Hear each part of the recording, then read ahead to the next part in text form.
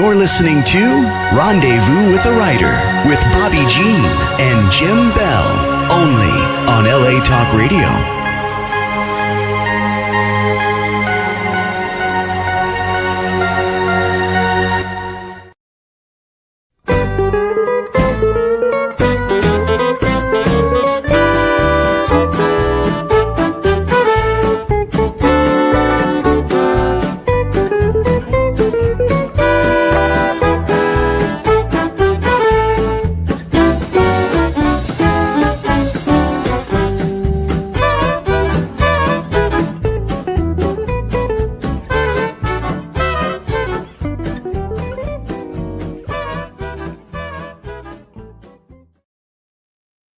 Well, welcome to Rendezvous with a Writer, episode 180, and special thanks to Alex Dorman and the Hot Texas Swing Band for the theme music for the show.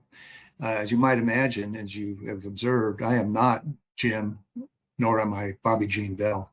They are in California, sunny California, for a weekend, including the Santa Clarita Cowboy Festival. My name is Tom Swearingen, and I am in Oregon right now, where I live. And I'm always honored when they ask me to sit in when they're not available to guest host. And I'm very, very happy to do that. One of the things that I particularly enjoy when I get an invitation to host is that it comes with my opportunity to invite the guest of my choice. I get to pick who I want to interview.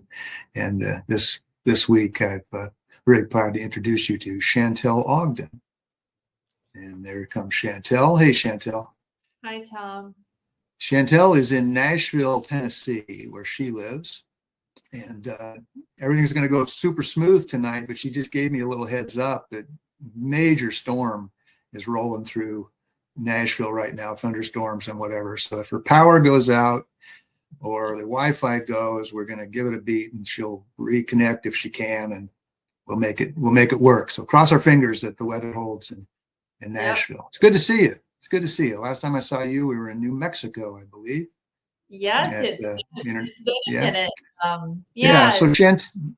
So I'm a poet and a occasional songwriter, and she's a full-time songwriter and screenwriter in Nashville, and just very interested in Chantel. She and I met many years ago, 20, 30 years ago. I don't know when it was, in Portland, where I live, or the Portland area, where she was working at the time. And then tell me what happened then, Chantel. You left Portland to go to a pretty prestigious music school. I did. Yeah, I spent a little bit of time in Atlanta after I left Portland, but then I decided I wanted to study music. And so I went to Berklee College of Music in early 2000s and just really studied what made songs great, and learned a lot more about music theory and song construction. And it was a great experience. And then when I finished school, I kind of thought, well, if I want to pursue this and become a better songwriter, I need to probably move to LA, New York, or Nashville. And having grown up on a farm in a small town, I just couldn't picture myself anywhere but Nashville. So cool. I moved here in the fall of 2005. All right. Well, and I think it's worked out. I want to read an introduction that I kind of skipped over. I was going to read a little introduction I have for you, because your move to Nashville and wherever has really paid off. And Nashville-based Chantel Ogden has a gift for crafting songs with real conviction and emotion. Her songs have received airplay on hundreds of country and Americana radio stations internationally, and gained impressive chart positions both in the US and in Europe, including a number 2 slot behind Chris Stapleton for her single Blossom in the Dust. That's pretty high cotton there. Chantel's music has also been featured in television shows, news programs, and more than a dozen feature films. I'm going to talk about films as well as a songwriter. Her music has been praised by notable media, including No Depression magazine, which is a roots and music culture magazine, who said, Chantel Ogden demonstrates that while she may obsess over what's country, Americana, etc. All that matters is the song.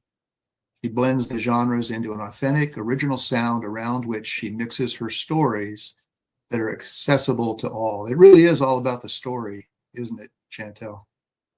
It is, and as a very prestigious award-winning poet, Tom, you're not just a poet. You definitely understand how important the stories are. Yeah. I'm curious to know, when I knew you in Portland many, many years ago, songwriting didn't come up, script writing didn't come up. I had no idea. Were you writing then or performing then? And if not, when did you realize that you were or wanted to be a performer, songwriter, or both?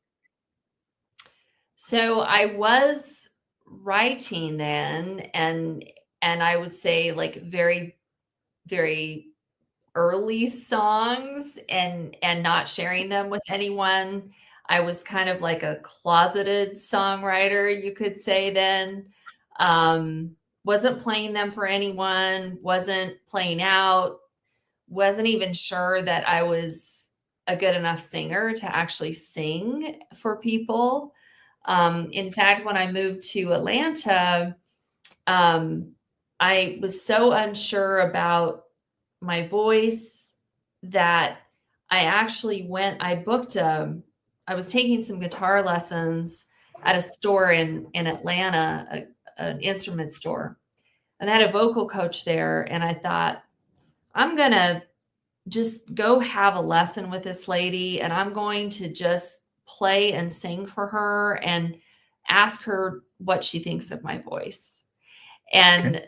so I went in and I just said, I've been writing songs for a while, and I think I might want to start playing out, but I just don't know if I sing well enough to do this. And I want you to give me an honest opinion. And I should have written down her name because she was so kind. And she said, yeah, I think you need to, and you have a good voice. And she was really supportive. And I think, man, what if she had said I was terrible, right? Would that have, Yeah. I don't know if it would have been enough to dissuade me from writing, because I already love writing. And I was already committed to writing and becoming a better Yeah. songwriter. But I think it definitely would have impacted my, I guess, just courage really to go out and perform for people. All right. Well, I think it's time we should let our listeners and our viewers get a little sample of your voice and your writing. And so in LA now, Sam has, I think, queued up a sample of Ghosts in the Field. Let's hear that, Sam.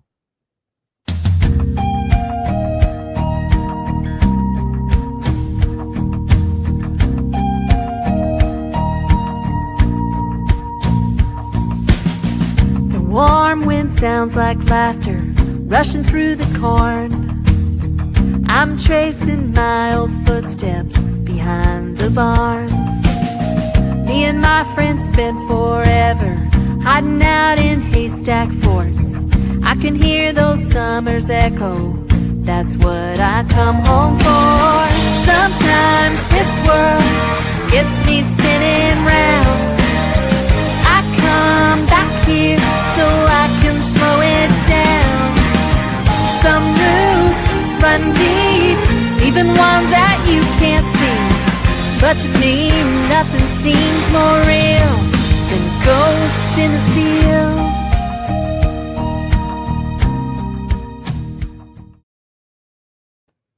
That's really, really nice. So that does speak to your farm cowgirl roots, doesn't it? It does. And I think the idea for that song actually was given to me by my dad, because we were in the process of tearing down our old milk barn.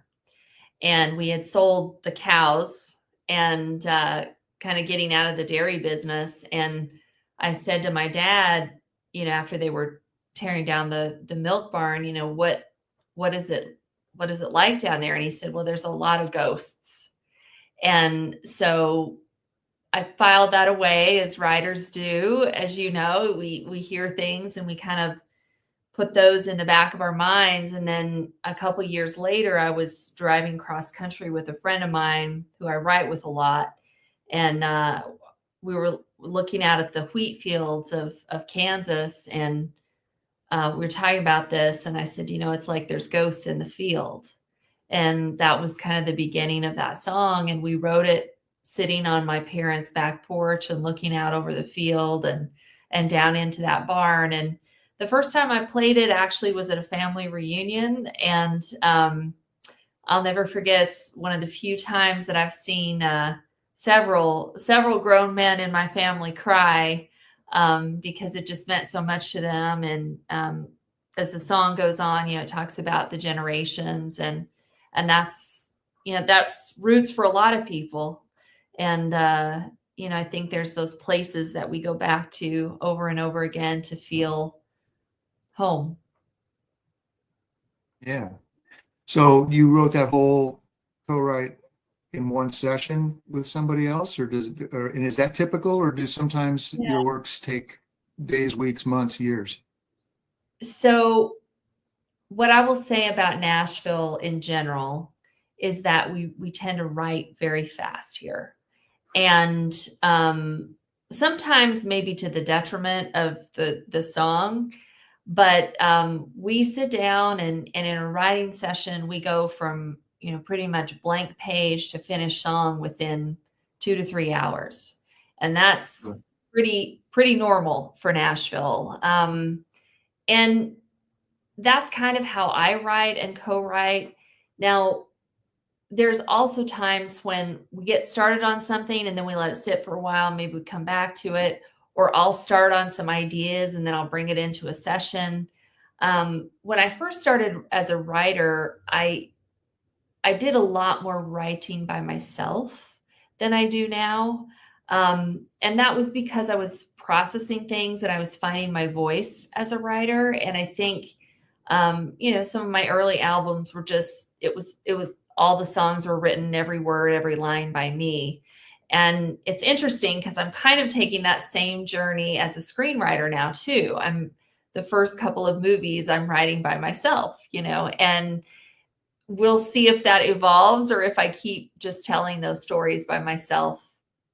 But, it's very common to have screenplays written by multiple people as well. Sure.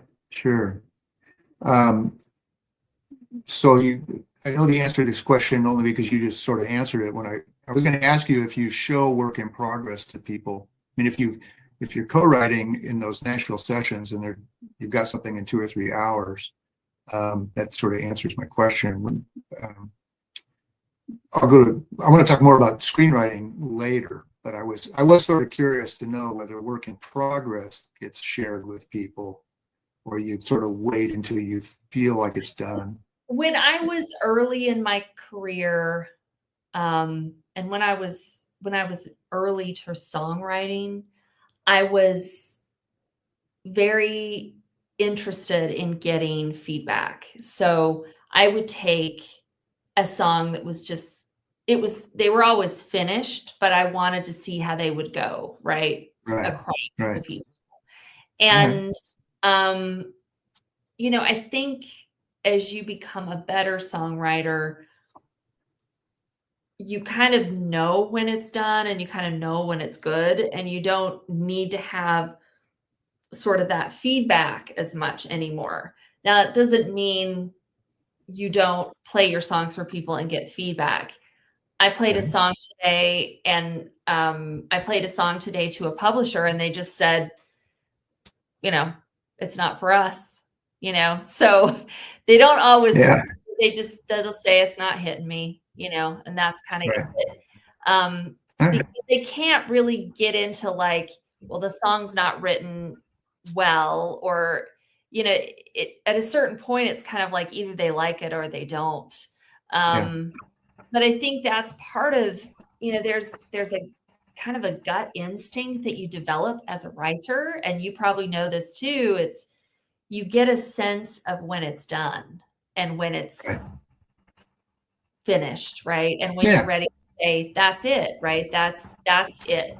And if something keeps bugging you about it, it means that something needs to be rewritten or fixed.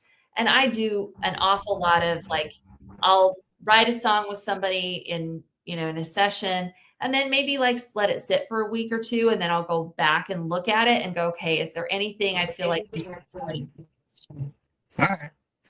Well, speaking of advice for writers, I want to break here for a little commercial announcement and share this. If you are a writer, if you're listening to this, watching this, and you are a writer, Rendezvous with a Writer sponsors Blue Cottage Agency. Clicks by Madison are standing by to assist you. And here's a special offer created just for you. Listen to this, and then we'll be right back. Authors, welcome home! Every author needs a website, a home base for their brand. Professionally showcase your books and brand with a custom website landing page starting at $369. BlueBookshelf.com. It's a great feeling to be home. Contact the Blue Cottage team today to get started.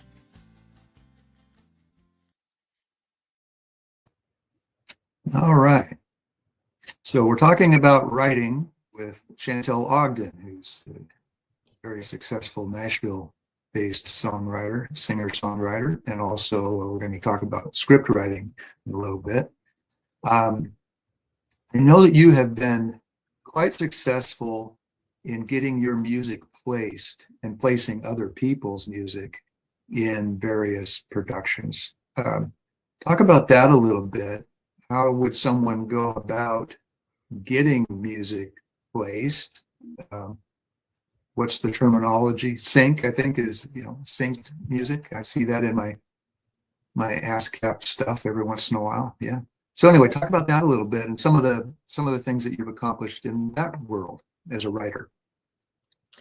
So it's a great question to talk about, sort of why it's something to think about if you are a songwriter. When I moved to Nashville in 2005, I realized fairly quickly that writing for other artists or writing with artists was only going to get me so far. And I wanted to find more opportunities for my songs to be heard.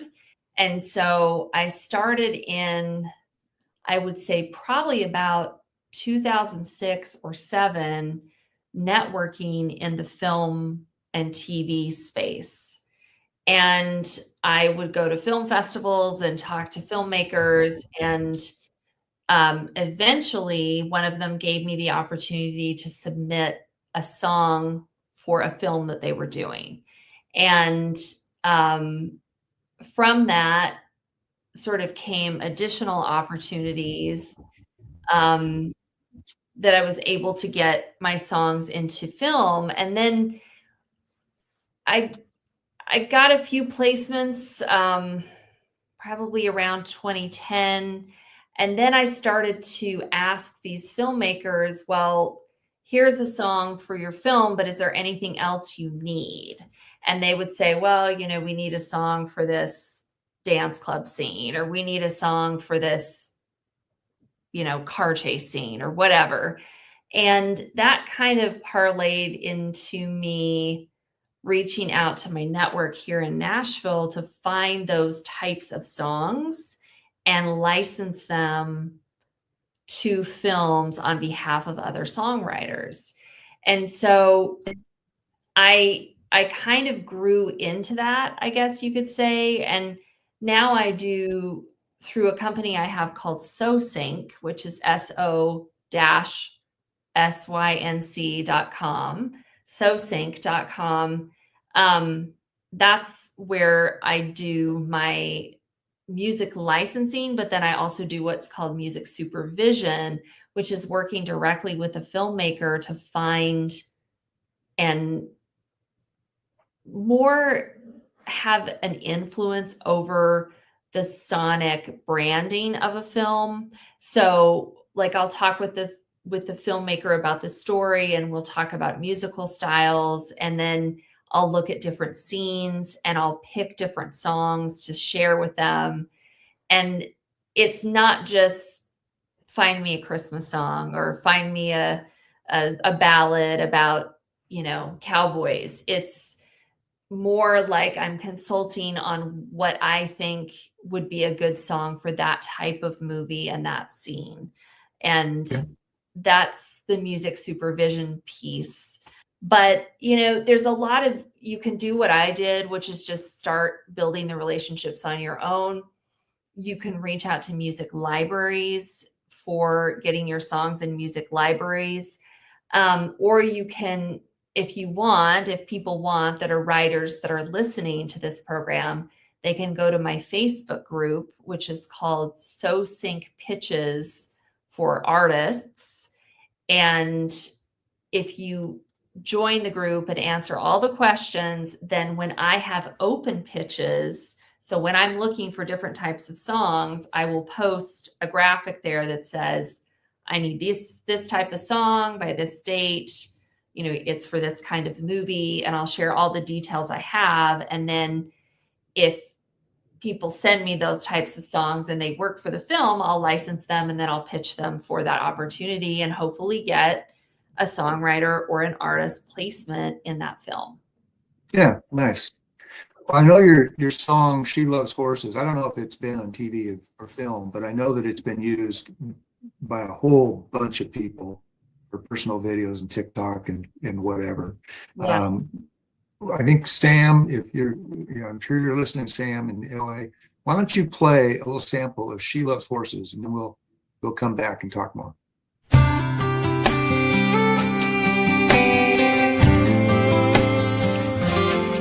She likes movies where they don't kiss till the end, and letting her hair fly free in the wind, sleeping under the stars every now and then.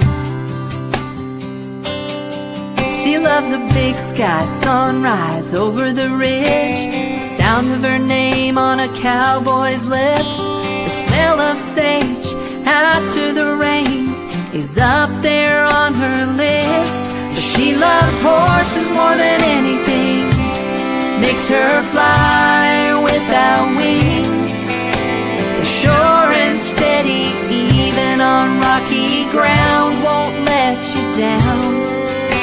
The more this crazy world turns her around, the more she loves horses.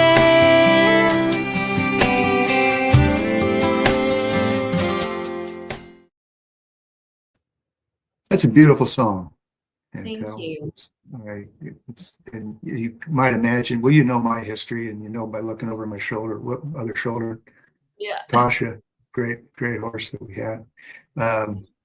Horses are pretty special, and it's great subject matter, but you turn that into a beautiful piece that a lot of people are using. So are you, when people are using that, do they contact you and say, hey, can I use it? Or you just get surprised when you see it being used all over the place? So kind of an interesting story with this one. I haven't had a song that's kind of gone viral, I guess you could say, but what tipped me off to it was I started getting money on my ASCAP or actually CSAC royalty statements. And it was kind of a lot higher than most of the other songs that I have. And then my distributors reached out to me and said, well, people are starting to use this in some videos. You really, he told me a couple more things I needed to do to promote it. And it's just kind of one of those songs that I think, because so many people love horses, just kind of took on a life of its own, and people have used it in different videos that they've made. And that's wonderful. That's what you want as a songwriter, is to connect heart to heart with another human that's on the planet. And that's really what is a gift back to a songwriter, is to know that someone enjoys your song and they relate to it. Mm-hmm. Well, the fact that it's showing up in your CSAC royalties means that they went through proper channels to make all that happen.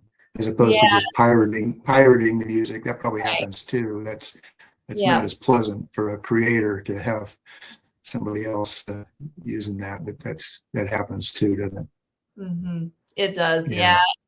Yeah. And it's what it is it's really that you release your music, and then as people are making videos, they can select music that they want behind it through the apps, like through TikTok and through Instagram. And that's because my music's on those platforms, then they just select the music from there, and then it gets credited back to, Ties you into the, yeah, it gets credited sure, back. for sure. I want to go back real quick to the writing process for you. You talked about Nashville sessions. You get assigned, or you arrange them, or somebody says, meet so-and-so at some such and such and write a song about whatever you want, whatever. Is that kind of how that happens? Or I'm curious about the writing process in terms of, like, finding out from writers, do you have a process? Do you write at the same time of day? Do you like to write with a pen and pencil? Do you pad and pen? Do you like to write with a computer? What's your process of creating, Chantel? So I think it's different for every songwriter, and sometimes it's the lyrics that come first, sometimes it's the music that come first. I always at least like to have a title to write to. Usually these days when I write, I just pull up and I'm writing with other people, is we use a Google Doc. So it's live there for us both to work on in the room. And that's particularly helpful if you're writing with someone remotely. I had a co-write session on Monday of this week with some writers that were out west. And so we had a Google Doc, and they were on video and I was on video. And I would rather write with someone in the room, but that's not always possible. And you can get a great song all kinds of different ways. I think for me, I think it's about setting aside the time to do it and just honoring that time. A lot of songwriters in Nashville do sessions at 10 o'clock and at 2 o'clock, right? So they write from like 10 to 1, have an hour break for lunch, and then they write 2 to 5. And they have sessions at sort of like 10 and 2. The publishers kind of set those up for songwriters. Because I'm an independent, for me, it's just about, who do I really want to write with? Who do I know that I get good songs with? What opportunities do I have? So for example, again, this Monday, I know that one of my film clients is going to be finishing a film, and I kind of know what it's about. And so we were working on Monday for a potential song that could be a good fit for that film. So it's almost kind of like a writing assignment in a way. Not that the filmmaker's telling me I need this song, but I know it's coming. And because I do a lot of work with them, it's likely that I'll get the opportunity to pitch songs. And I know what the movie's about, so we can write a song that's a theme, at least, that will fit into the movie. Yeah, interesting. Yeah. All right. Well, we have to step away just for a moment to tell you, our listeners, our viewers, about one of the places you can order the books of many of the show's author guests.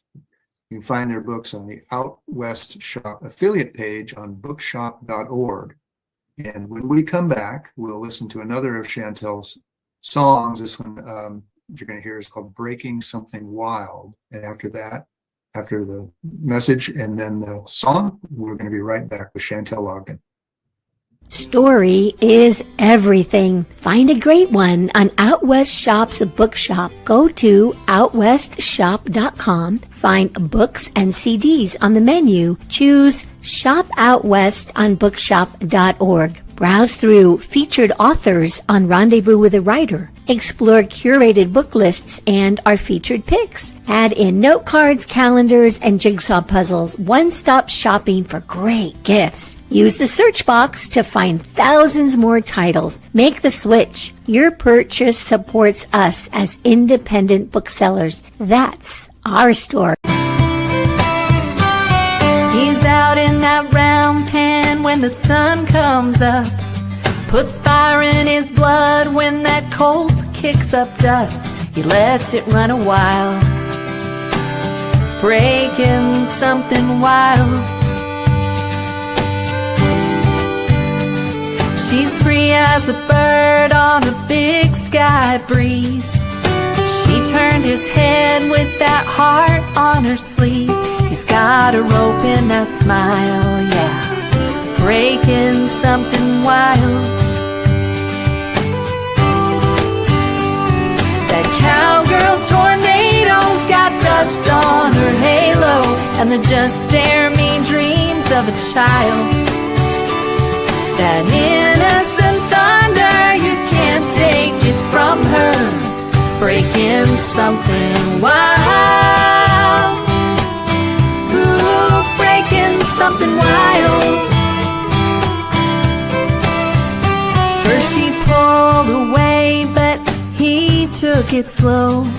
With a gentle hand, he kept pulling her close, a kiss, a dance at a time, breaking something wild.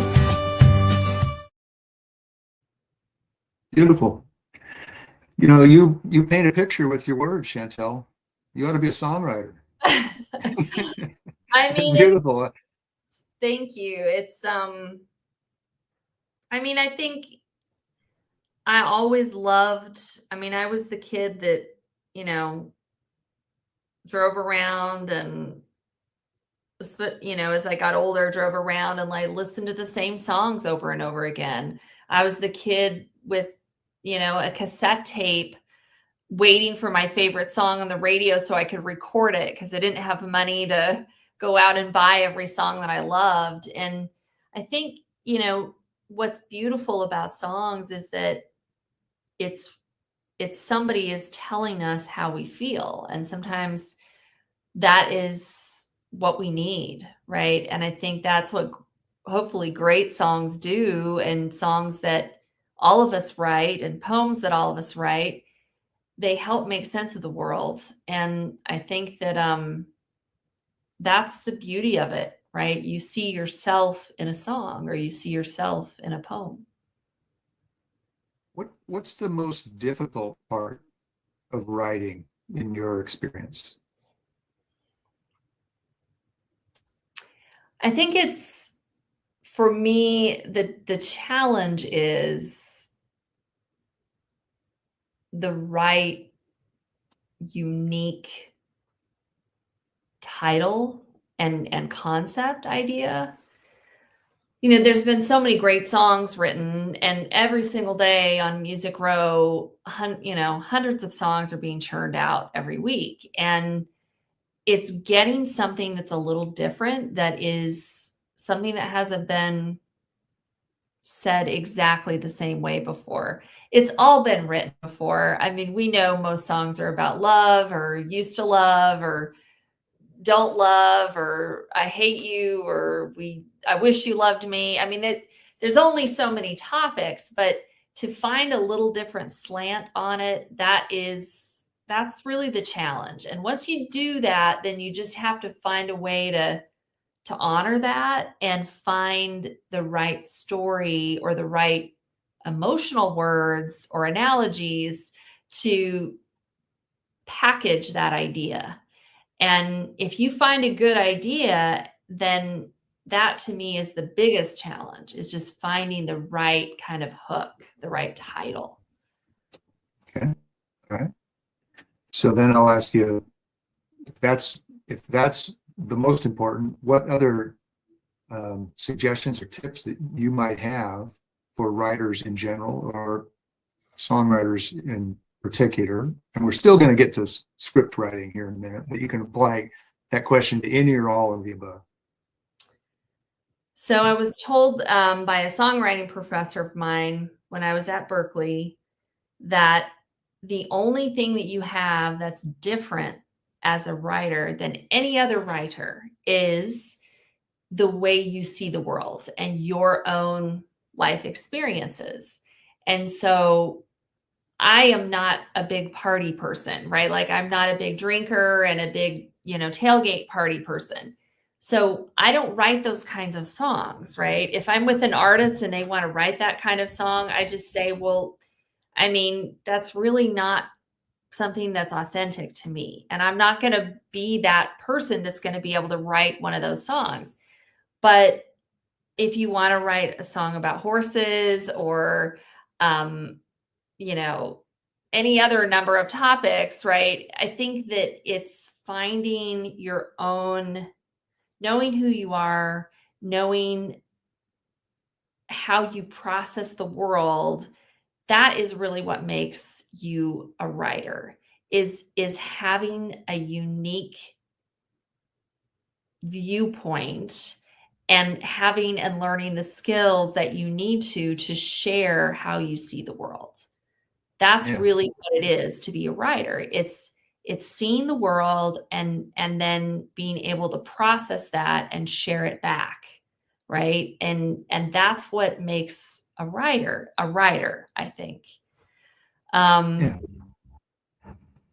What do you think? I mean, as a Yeah. poet, do That's a you? good question. Well, I think you touched on something that I'm always reminded is write what you know. And you talked about, you don't know about tailgate parties as much as you know about other things, right? And so you don't, I think writers get in trouble if they write about things that they don't know. It doesn't mean, when you could write about World War II, doesn't mean you were there, but if you researched it and you really got into it, you could know a lot about a subject and write about it.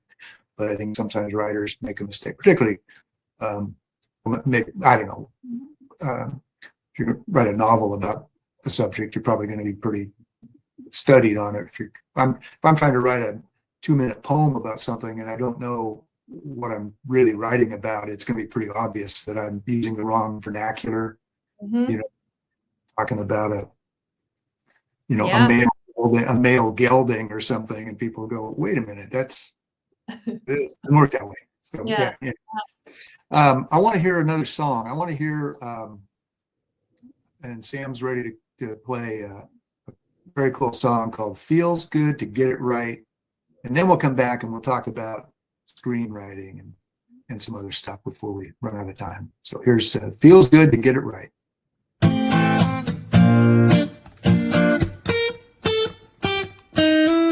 I woke up smiling, and that's something new. Got me believing what I already knew. It's like a real love song with the two of us. Never been here before, but I can't get enough. Like a 5-piece band and a honky-tonk Friday night. Old soul records on vinyl and dimming the lights. There's nothing better. It all comes together sometimes. Feels good to get it right.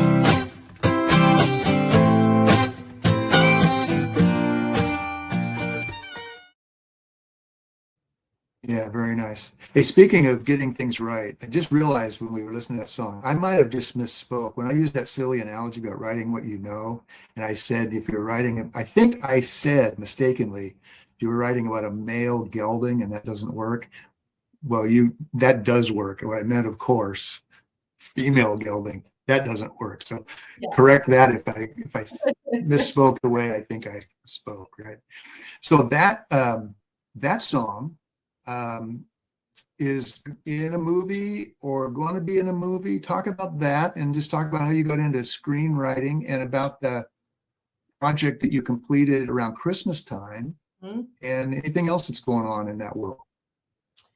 Yeah, so that last song actually is going to be in a movie that will come out hopefully later this year.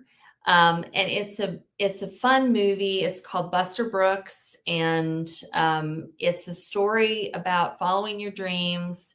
And I don't want to give too much away, but it's about a young man who wants to be an actor like John Wayne, and so he goes to the big city from the farm and learns a lot about himself in the process.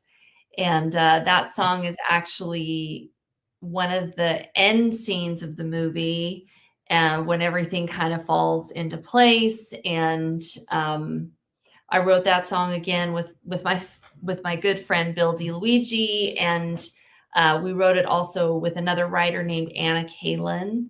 And I think songs find a home, and that's one that I released as an artist a few years ago, but then it was a really good fit for this movie as well. So sometimes you get kind of what we call a twofer, which is a song that you wrote as an artist that also works for a film. But a lot of times the film songwriting is more, it's less about storytelling and more about emotions, because the story's on the screen. So, but the screenwriting thing, I mentioned that I have been doing music supervision and getting songs in movies since maybe around 2011.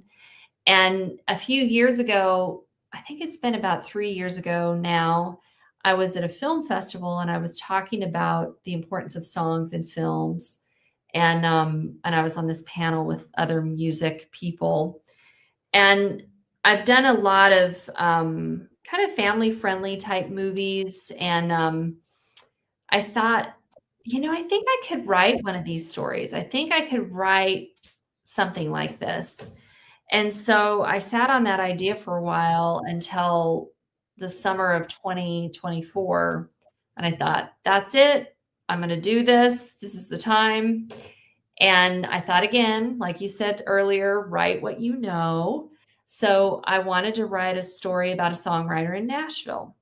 And I wanted to write a holiday movie. So I wrote this script, and I called the film Music City Mistletoe. And it's about a songwriter who's struggling, and she's trying to hold on to her publishing deal, and things are not going the way she wants it to. And she's faced a lot of rejection. And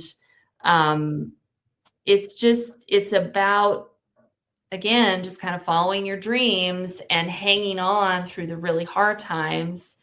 And hopefully, you get the happy ending, like the end of the movie. Okay. Is that a movie people can see online? Can they stream that someplace? Where would they find it?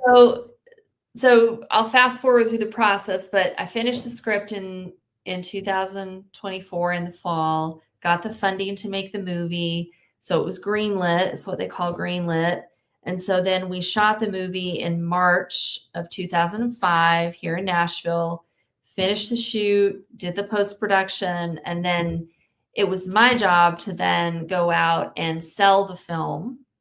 And so I worked with a distributor that kind of focuses in family-friendly content. They were able to release it at Christmas time. It's on Apple TV, it's on Amazon, it's on Fandango at Home, it's on Up Faith and Family, and it's on, I think, am I covering all of them? Google Play as well. Now, later this summer, it will come out on additional platforms. So if you're interested in watching it, you can watch it now on any of those platforms, because I think a lot of people watch Christmas movies year round. I know I do. And there's also going to be some additional places you can see it later on this year. Okay. And that's Music City Mistletoe. Yep. Music City Yeah, Mistletoe. very nice. Very nice. You're performing here and there on occasion as well? I do. Yeah. I play some songwriters rounds here in Nashville, and, I'll travel some throughout the year and do shows here and there. Right now I'm actually working on my second film, which is actually a totally different film. It's a coming of age action movie about a race car driver. And it's interesting because we were talking about writing what you know. I'm not a race car driver. However, I did go to some races and talk to my friends who are into race car driving.